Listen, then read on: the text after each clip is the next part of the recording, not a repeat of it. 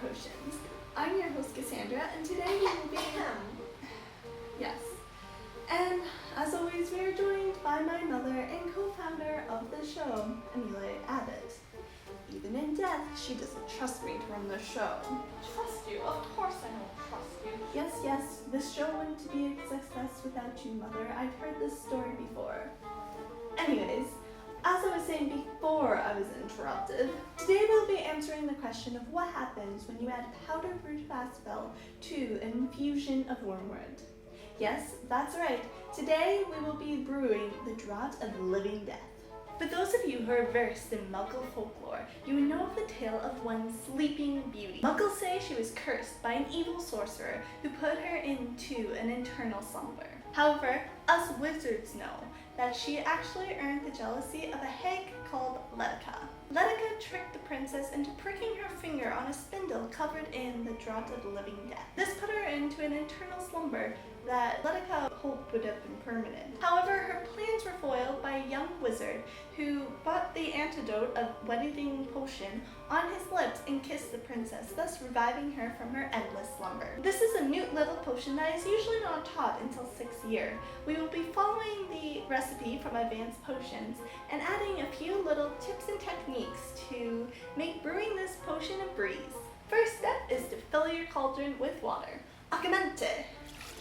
And of course, light a fire. Now that the fire is going, you need to wait until your water is boiling. While doing that, you can cut up your valerian roots. So, although this can be done by magic, I suggest doing this by hand because you need to make sure that the valerian roots are cut up in even order.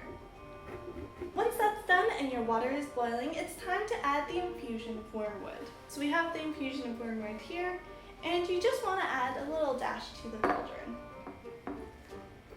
There we go. Now, as you let the solution concentrate, you want to start grinding up your root of asphodel. So we have our roots here. You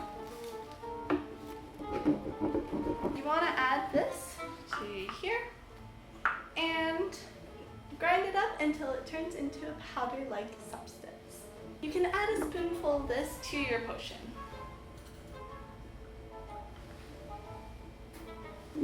And now stir once counterclockwise. Now that you're at the halfway point, your potion should be resembling a black currant liquid color. Your next ingredient to add is a sloth brain. So we have our brains here. Open it up. And add one to your potion. Once the sloth brain is added, we can add our Sephora's beans. According to the Advanced Potions, we should cut up 12 of these beans to attain their juice. You should follow the recipe.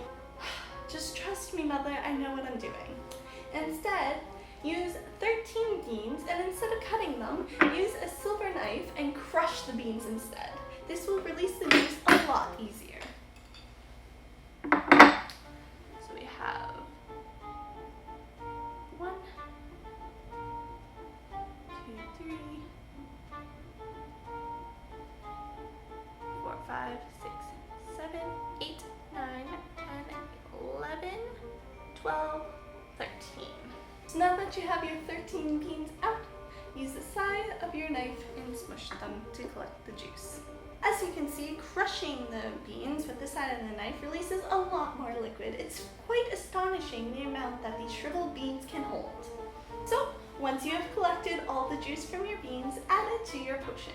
Your potion should currently be a dark purple color, but as soon as you add the juice, it should turn to a lilac color.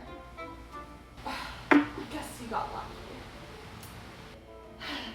Non-believer.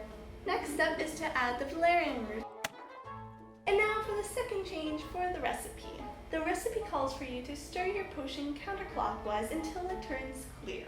However, after every 7th clockwise stir, add a counterclockwise stir, which will make the potion turn clear a lot faster. No, you've already gone and changed one ingredient. Don't go adding new stirs. That's gonna mess up That's the enough entire for you. potion. Silencio. Now that we don't have as many interruptions, let's stir. 1, 2, 3, 4, 5, 6, 7, and now a clockwise stir. Continue doing this until your potion turns exactly clear. 7 and stir. And that's it. You have a perfectly brewed Draught of the Living Dead. Now, I want to reiterate that this is a very advanced potion, and most wizards can't correctly brew it, so if you didn't get it right on the first try, that is fine.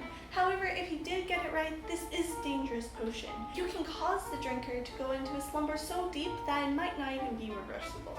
As always, make sure you use caution while creating this potion. The only potion known to reverse the effects of the Draught of Living Death is the Wind potion. And if you want to know how to brew that, tune in next time. Other than that, constant diligence and don't let the muggles get you down.